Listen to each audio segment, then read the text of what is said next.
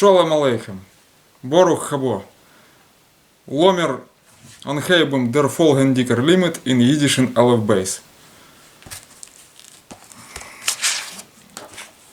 Behind mir will lernen S Osias und S Consonant.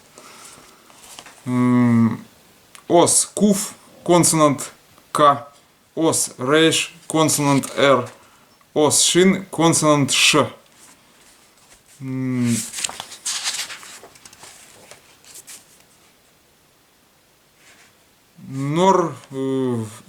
Dry Osias.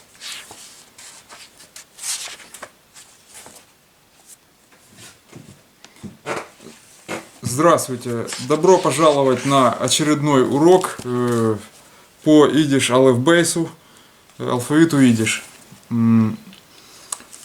Сегодня мы будем изучать последние три буквы в алфавите. Не пугайтесь, слово последнее — это завершающие буквы стандартного алфавита. Значит, буквы Куф, буква, звук К, буква Рейш, звук Р и буква Шин, звук Ш. Ломер онхейвен, ломер гейн. Давайте непосредственно идти вперед. Forwards, вперед. Вот. Значит, продолжаем по вот этому букварю. Вот, как он мне не нравится, но для начинающих и для начинания, вникания в идиш, вот, скажу сразу, что он легче иврита. Вот так, даже так. Значит, так вот, для вникания в него желательно использовать вот такие вот книжки детские. Это чтобы не галопом по Европам, как я говорил, в Сахнуте там, и потом заикаться, не понимаешь, где ты протупил, где ты не понял, а они уже погнали вперед, не останавливаются, и ты уже понимаешь, что ты не в теме, надо просто уходить, вот, покидать, так сказать, обучение. Там силком никто не держит. Вот. То есть вот это гонение, это нам не надо. Мы себе тихой сапою, скажем так. Вот. Главное правильно внедриться, а дальше уже можно набрать обороты.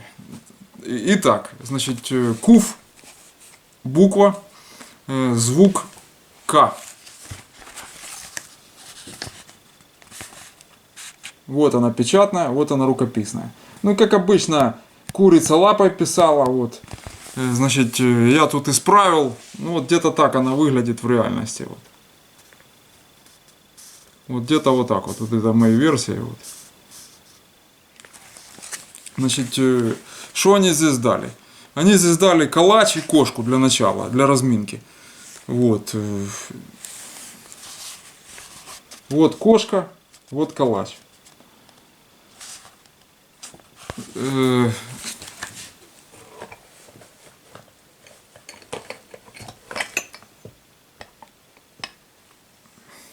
Где-то так. Значит, начнем с калача, чтобы быстро от него, так сказать, избавиться. Значит, будет койлач. Вы знаете, что тес и шин, вот они. Значит, тес, шин, дает звук че. Мы это уже проходили. Не отмажетесь, как говорится. Вот. Поэтому читается как койлач. Естественно, значит, множественное число койлачин. Вот. Тут менлех будет, дер койлач. То есть обратите внимание на оконцовку, что все-таки за вот это забывать не стоит. Я его тут обозначил особо невнятно, вот, что это че. Две последние сочетания, вот этот симбиоз дает че. Буквы вот эти. В сумме, значит. Ну, с калачом понятно. Значит, поехали дальше. Дальше будет интересней. Значит, далее они нарисовали животное типа кошки. Вот вопрос, почему не кот? Вот это будет грамотно задать такой вопрос. Значит, во-первых, кот не имеет трех букв. Это на три буквы у нас получается, которые могут сюда подойти. Хорошие три буквы, не думайте там ничего такого. Вот. Так вот эти хорошие три буквы по отношению к вот этому вот рисунку будет дикац. Дикац — это кошка. Вот. Множественное число будет значит, Dicats. Вот так вот. Вы спросите, значит, а как же вот мы цигалы проходили, допустим, это козленок, да, а вот как же будет котенок? Котенок будет, неважно, там, мужская, котенок кошка или котенок кот, котенок будет кэцеле, значит, или кэцелех, это множественное число. Вот. Можно еще как кэцелех воспринять котеночек, но там, в общем, это уже грамматика дальше туда уже продвинутая идет. Вот. Я не знаю, в рамки этой книжки она входит или нет, потому что там я посмотрел, что там после алфавита, в общем, мне это уже не нравится. Мне бы такую консультантку, как Саша Полян, Александра Полян, вот можно было бы с ней сесть и прикинуть дальше, после алфавита, как это детям давать, потому что они там гонят, начинают вот это скачки галопом по Европам, через континенты перескакивать. Вот сразу тексты дают, которые я хотел бы... Прежде чем дать текст, нужно сначала объяснить структуру его, из чего он может состоять, как предложение строится, примерно хотя бы. Значит, они уже гонят сразу тексты. Можно это так учить? Но это если ты в идиш-шпрах среде находишься, если преподаватель полностью, как вот у нас было, заходишь, неважно в каком ты классе, в первом там или каком, порог пересек, все, это с тобой начинают говорить на английском. Это линофонный кабинет, ну английский. Вот. И что тебе 7 лет, что тебе там дальше туда по классам, это самое, неважно. Вот с тобой начинают говорить и кое-что переведут. Это вот так вот. Это, ну, естественно, задания дают на русском.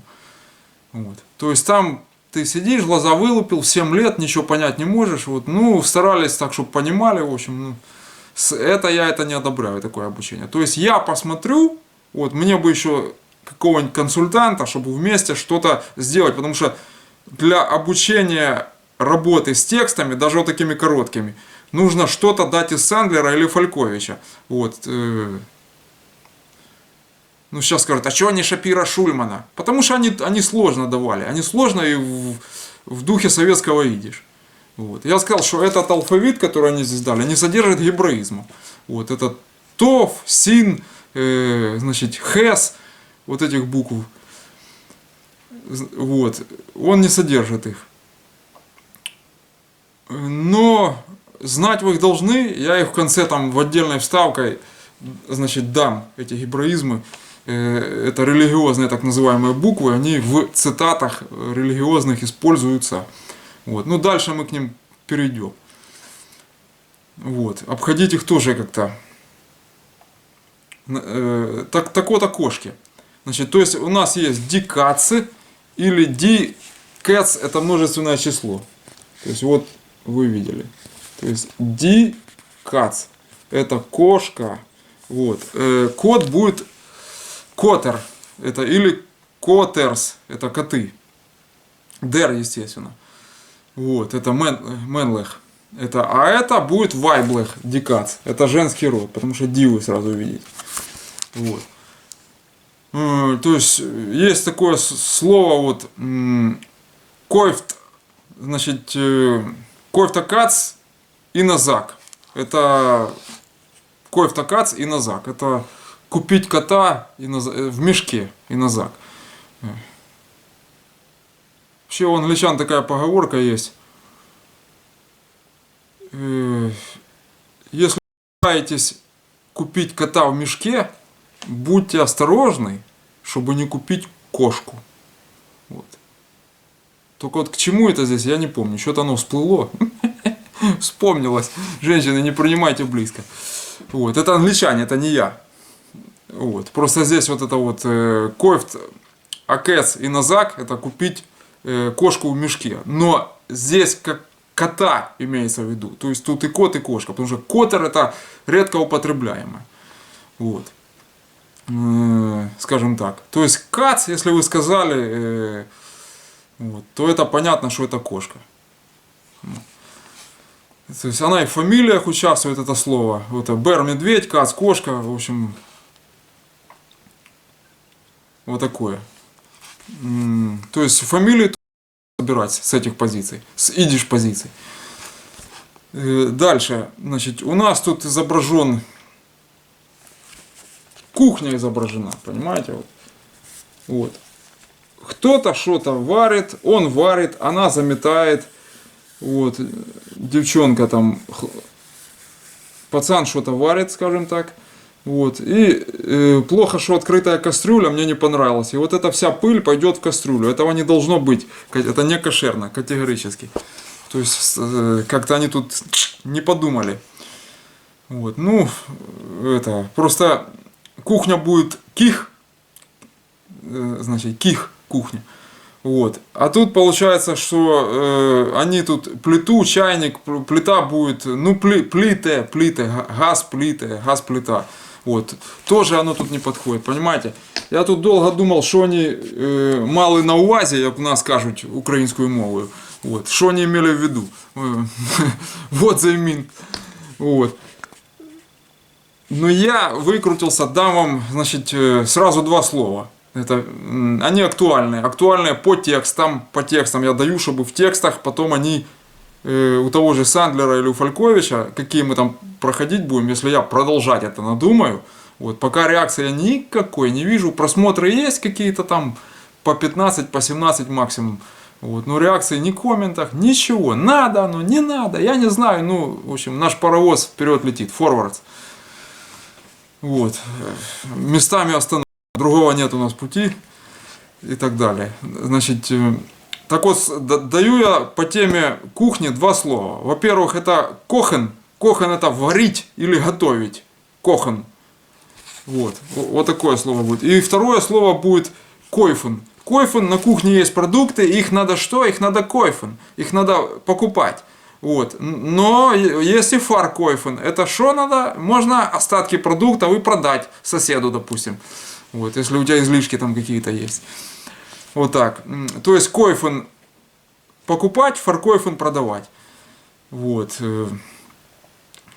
Что они тут изобразили еще вот это вот в облаке? Почему-то эти два слова, вот как облако из чайника, там, значит, ройх это дым, а реех это пар, короче, как-то так.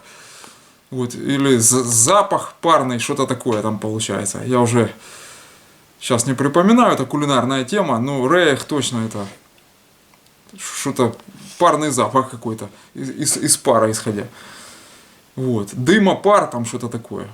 То есть, ну, сами нарисовали, вот отсюда выходит, откуда я знаю. Вот, зачем здесь было в облаке что-то писать. Вот это вот. То есть вы должны запомнить, что кохен это варить, это, на этом сосредоточить. Кохен это варить, это глаголы уже идут. Что делать? Инфинитивы. И койфен это покупать. Вот. Койфен, вы помните, что это фей, потому что дагеш, рафы сверху. Рафы. Вот. Фаркойфен продавать. Это так. К месту, чтобы было понятно. Для рифмы, скажем так, для пары. Вот. Что тут еще есть? Ну, есть девчонка, которая метет, скажем так, безом. Метет безом, это метет метлой. Вот. Происходит уборка. Это цурамунг будет уборка. И, значит, уфрамунг это уборщица. Вот цурамунг уборка, уфрамунг уборщица. Вот. Но ни того, ни другого, оно нам по первой букве сюда не подходит. Они не дали никаких вариантов. Вот. По метле, по безам. Вот. Есть тут, вот, допустим, Анайер безем керт гуд. Это новая метла, метет хорошо. Можно вот сказать, допустим, Анайер безем банайер керт. Новая метла по-новому метет. Вот такой экспромт, скажем так. Он ближе к нашей идиоме. Анайер безем банайер керт. По-новому метет. Вот. Это по поводу метел. Но тут ведро опять есть. Значит, эмер. Вот. Они тут что-то поставили. Ну, тоже оно не подходит. Вот. Подходит сюда повар. Повар будет, значит, дер кехер. Дер кехер. Или ди кехерс. Вот так вот. То есть в українському може бути кухар. От, кухар сюди найбільш підходить. Тобто це деркехер, або в українській мові кухар. Без якогось там артиклю там, і т.д. і т.п. Вот. То есть здесь Ну, вы скажете, девчонка-то может быть и поварихой. Вот в чем дело. Значит, на повариху тоже есть, значит, вариант. Это кехен. Вы помните, что кохен это варить. Кохен варить. Я, значит, мог бы дать сразу повариху. Вот, потому что она как бы туда подходит по словам. Но я решил дать глагол все-таки, потому что он используется, я еще раз повторюсь. В текстах он вам пригодится в дальнейшем. Это употребительное, из употребительного. Вот, значит, кехер разобрались. Дер кехер и ди кехерс это повар, повара. И дальше ди кехн и ди кехенс это вайблых уже у нас получается. Это повариха, поварихи. То есть ди в любом случае там, потому что вайблых. Вот. То есть с куфом понятно, с этой страницей разобрались. Эту букву мы прошли. Значит, как она пишется, я показал в конце. Вот. Ничего там мудреного нет. То, что они написали, это их версия, ну и пошли они, как говорится. У нас своя, вот, современная. Та, что сейчас ходит в ходу. То есть на письме вы не будете там ровно вот это ничего. Если встретятся, вы поймете, что это почему. Потому что здесь зазоры образованы. Вот. Вы видите, что вот зазорчик и вот зазорчик. То есть вы ее отличите в любом случае от лангер мем той же. Это вот. Хотел сказать мем софит там какой-нибудь, но это, такого нет. Ну, в общем, видишь, нету. Есть лангер мем, вот вы ее отличите. Потому что есть зазоры и нет завитушки в конце, вот здесь вот в хвостике. Ровный хвост. Вот. Следующая буква рейш. Вот. Давайте ее посмотрим на нее. Значит, рейш. Рейш печатная, рейш рукописная. Рейш рукописная. Звук R. Звук R. Вот. Значит, сразу с захода дали два рисунка, так сказать, фланговые, левый и правый. Значит, реген, это тучу нарисовали. Нарисовали тучу, то есть тут уже понятно, что есть капли и нужен долгожданный дождь. У нас с 12 апреля нет воды в городе. Что-то там перебили, это самая война, короче говоря. Вот. Это, и вот приходится дождевую воду собирать в девятиэтажках под ливнестоками, очередь додрать. Это воду в ведра набирают. Короче, это ж питьевая дождевая, понимаете? А развозят только техническую. Ее в пищу никак, потому что потом последствия медицинские. Вот. Ну, вот это я отклонился в военное время, поэтому. Так вот, тучу здесь вы не промажете, потому что капли изобразили. Значит, это будет реген. Дер реген. Это дождь. Вот. Дер реген.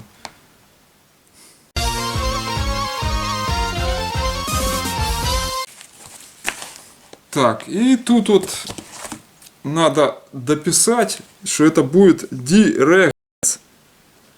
Вот, я тут немножко сделал, но множественное число будет. Обратите внимание, значит, то есть der regen или diregens. Вот, я здесь написал. Обратите внимание, гимл, вот печатная, вот рукописная. Я специально пока вписал печатную, но могу писать рукописную. Вы уже должны знать, потому что мы ее проходили. Вот. Что тут еще? Ди-ройс. Вот, диройс. Потому что если было рос, это было розовый. Вот, а это роза. Вот, даже изобразили ее на цветке. Вот она, то есть диройс или диройзен. Это вайблых. Поэтому ди будет в любом случае, что в единственном эйнсол, что во множественном мерцол числе. Вот, то есть с розой понятно. Диройс или диройзен. Розы. Вот. Дальше идет еще два слова, значит у нас два рисунка. Пройдемся первый, к которому нет вопросов, и остальное оставим на разборы более подробно. Значит, der Ritter, что они здесь называют? Рыцарь, да? Вот.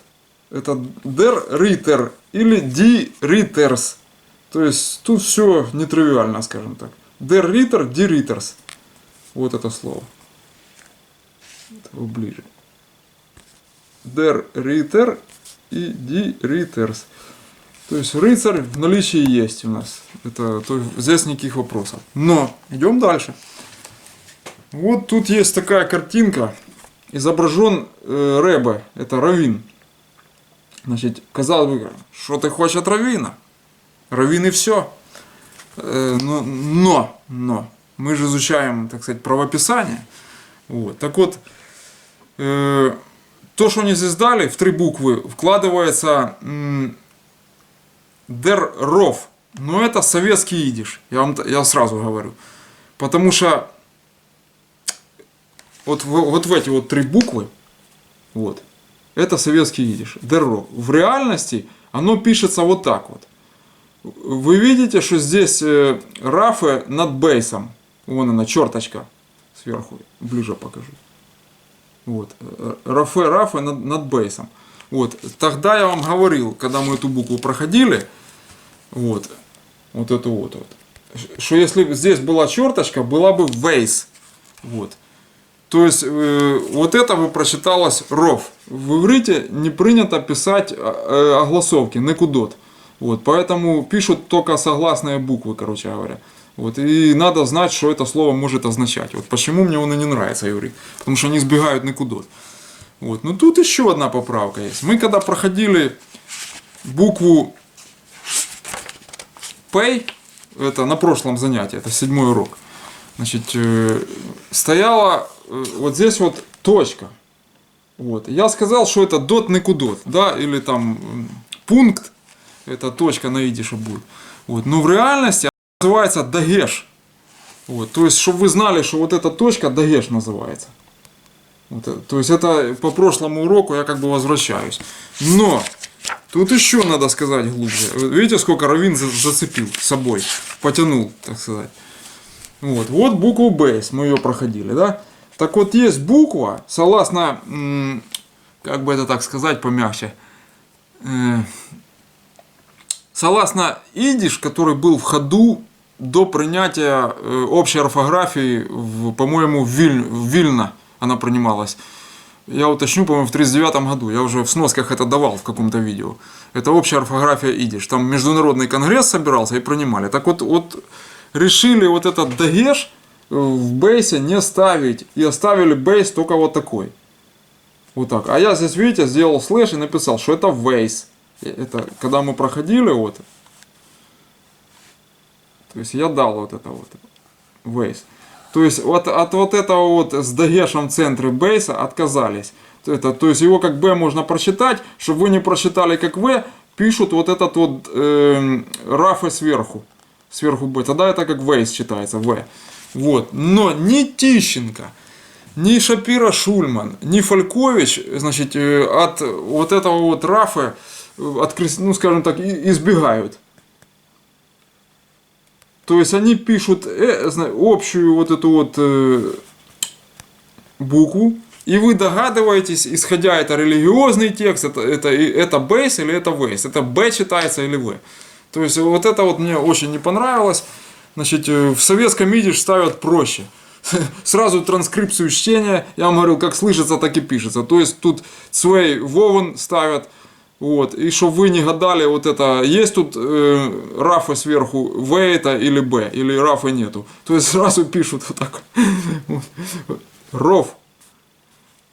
Почему я смеюсь? Потому что, ну, так они захотели это самое. Но я бы так не делал. Все-таки вам нужно знать 2 варианта. Это и ивритский вариант, религиозный, значит, который, это его часть вошла в идиш. Значит, и знать советский вариант. То есть... чтобы вас нельзя было застать врасплох. Это где вы там будете? В Бельгию уедете там, или, не знаю, там на Вильнюсбург-стрит. Вот, это уже куда занесет. Где вы с идиш встретитесь. Это, вы будете готовы к 2 вариантам. То есть в Израиле однозначно вам нужно знать этот вариант. То есть ров это будет вот так вот. Ну, это дер ров, это раввин, и получается дирабоним, это раввины. То есть видишь вот так вот. Казалось бы, равоним, да, не отрабоним. Здесь по той литературе, которая у меня, это читается именно так. Может, у вас другая будет какая-нибудь там, или по принятой другой орфографии. Но Тищенко вот в данном случае настоял на вот этом, что это от всех этих черточек он отказывается, вот, и читать будем так, как он предлагает. Вот. Ну, я настаиваю на варианте ди рабоним. Пока так, во всяком случае. Вот. С буквой рейш понятно. Вот. Как она пишется, вот тут можно посмотреть.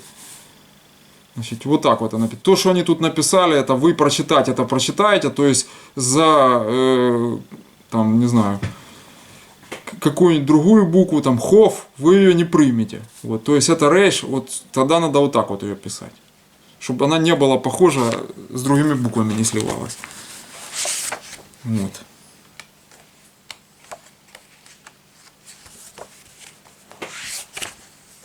Ну да, там хов получается и максимально похожая, которая на нее. Вот, дальше. Последняя буква. Кто-то обрадовался сейчас, да? Ой, последняя, каникулы. Нифига. Так, последняя буква шин. Вот, значит, выглядит она вот так вот. На миноры похоже, это подсвечник, миноры. Вот. Рукописная. Рукописная. Вот. Так, значит, буква рукописная. Вот. Так вот, если бы здесь вот стояла вот этот вот дагеш, вот в этом вот месте, вот, то это была бы син. Вот это те гебраистические, которые не вошли в этот Aleph Base. Вот, их первоклассникам решили не давать, но вы немножко выше, чем первый класс, немножко, кцат. Вот. Поэтому вы должны о них знать, об этих буквах. То есть еще в них входят, в эти буквы, я говорил, дам в конце, но тем не менее, вот, тов, вот, потом сов, вы видите, что дагеш был в центре, потом он исчезает, это уже сов, звук S. Дальше у нас получается ков, хес и вейс. Это вейс, их вейс, это я знаю, вот, но в данном случае буква вейс, рафа, вот, это ту, что мы, ну, которая не вошла, скажем так. Вот. Ну и у нас ков и хес еще. Значит, вот так они пишутся. Вот. Ков тоже с дагешем в центре и хес. Потому что, вот, хов вы проходили. Это я напоминаю, значит, вот она. То есть дагеша здесь нету, поэтому это хов. Это, и она входит в стандартный алфавит, не считается гебраизмом. Вот, а это уже считается. Вот. Дагеш на месте, все. Ну, в общем, понятно. Зафиксировали. То есть, если бы дагеш был, была бы син. Вот эта буква син называется. Сейчас подпишем ее там, чтобы не летало. Звук S. Син. Звук S. Вот. Син. It's a sin. Это песня такая есть. Знаменитая. Это грех. Но здесь более лояльная. Так, дальше. Что у нас тут такое? Ежик. Дер Штехлер. Вот. Картинка такая у нас. Ежик есть. То есть Штехлер. Вот. Или там, допустим, ежики Ди Штехлерс. Вот. В конце мы видим множественное число. То есть это однозначно männlich, не weiblich. Вот. И, соответственно, окончание S в множественном числе. Дальше, на эту букву, на шин, есть слово, значит, швом. Швом это гриб, der швом. То есть по der вы уже определяете, что это männlich. Вот, гриб у нас изображен. Пишется это вот так вот. То есть langer mem в конце.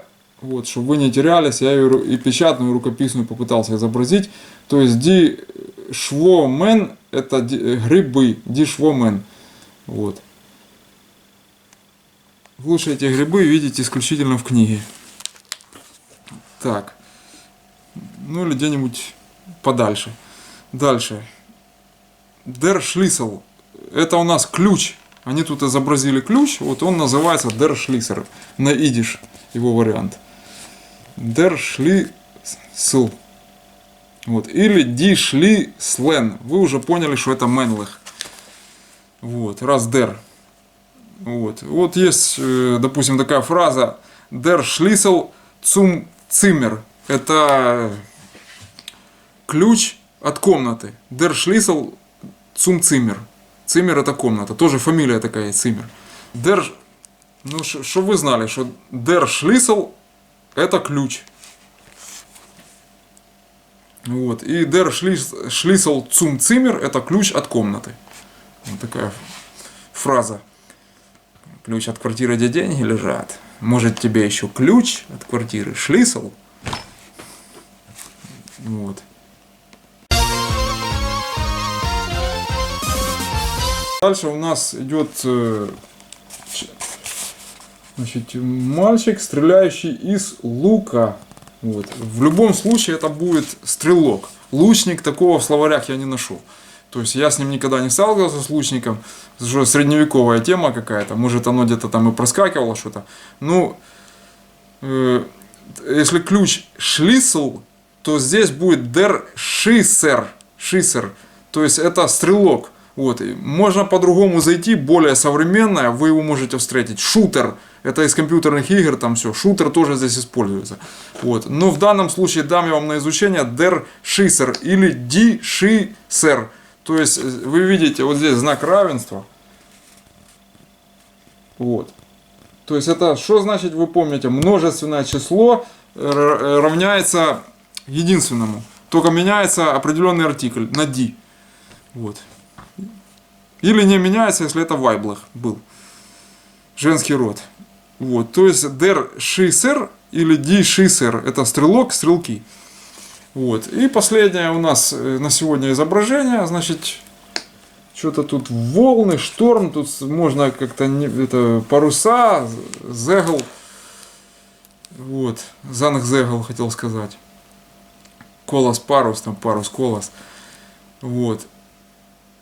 Но в данном случае ни то, ни другое, ни третье. У нас получается тут, видишь, судно и корабль это одно и то же фактически. Только там добавляется танкер это будет, или там крихшиф. Вот. Это, то есть это получается как судно-корабль. Дишиф. Вот.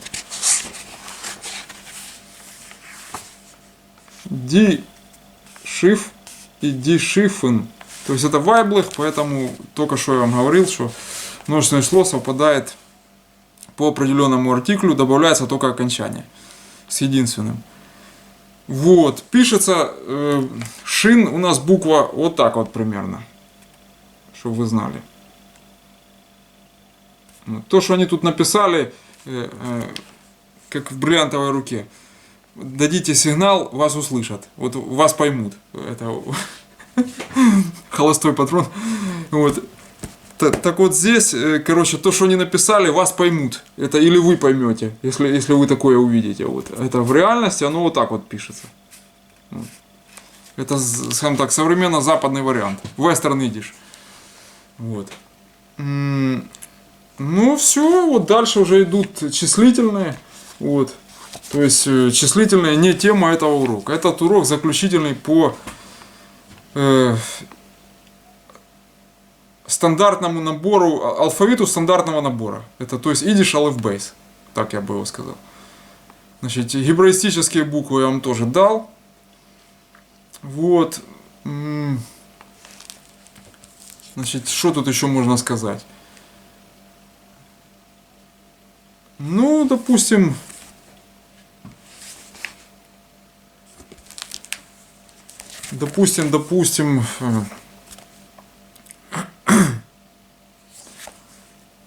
в вопросе идиом.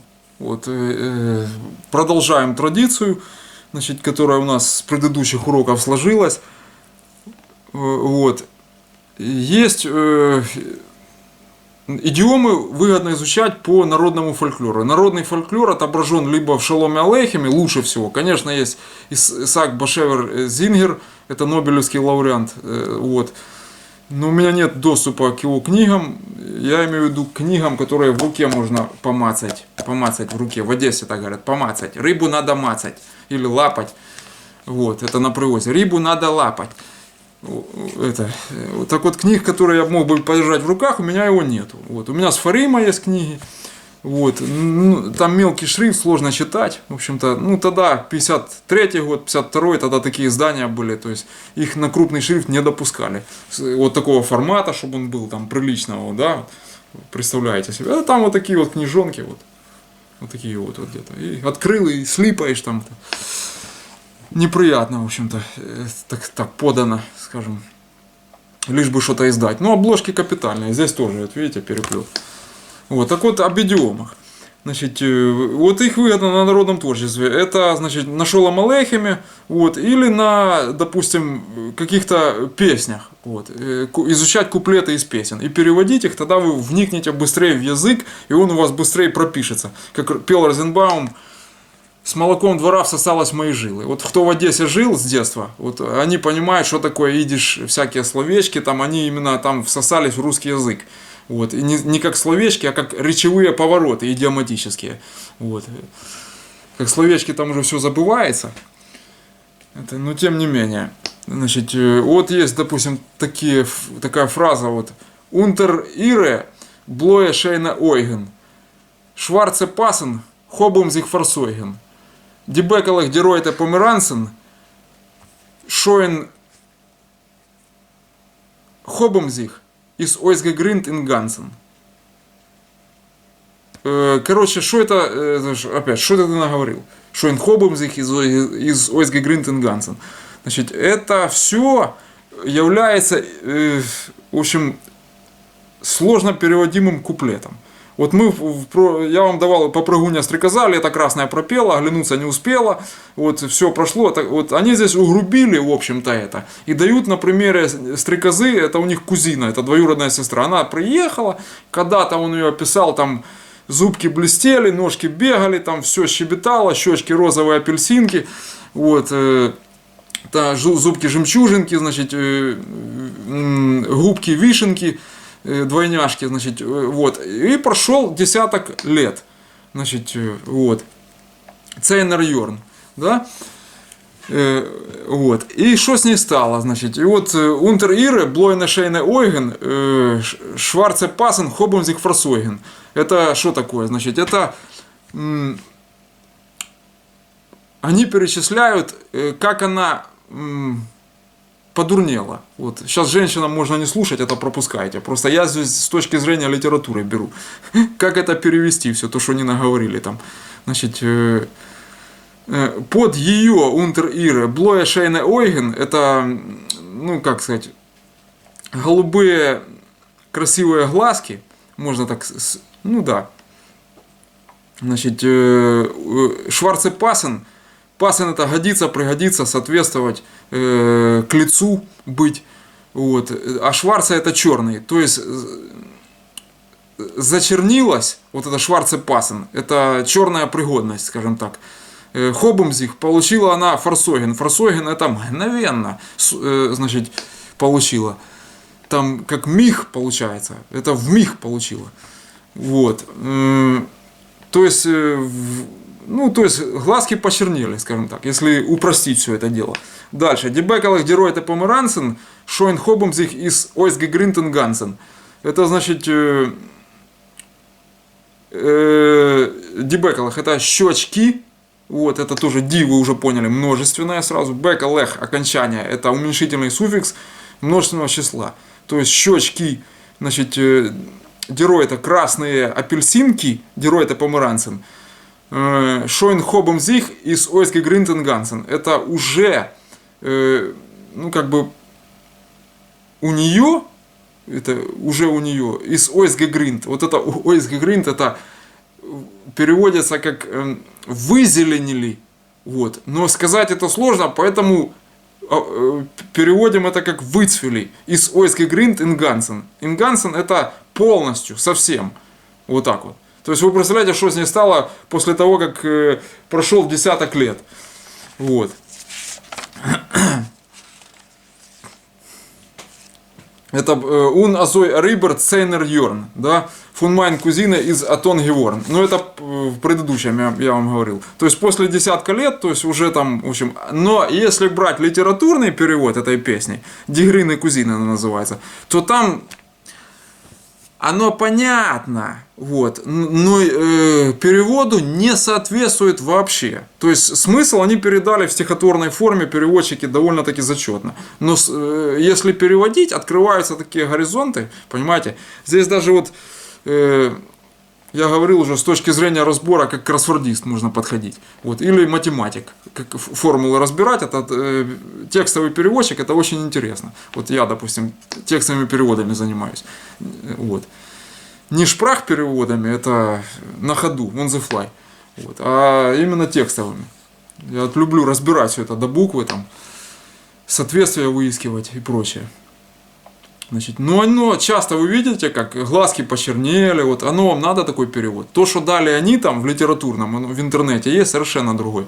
Это ножки перестали бегать, не прыгают, что-то там, в общем, то более прилично, скажем так. Но то, что в реальности есть, оно пугающее просто в этой песне.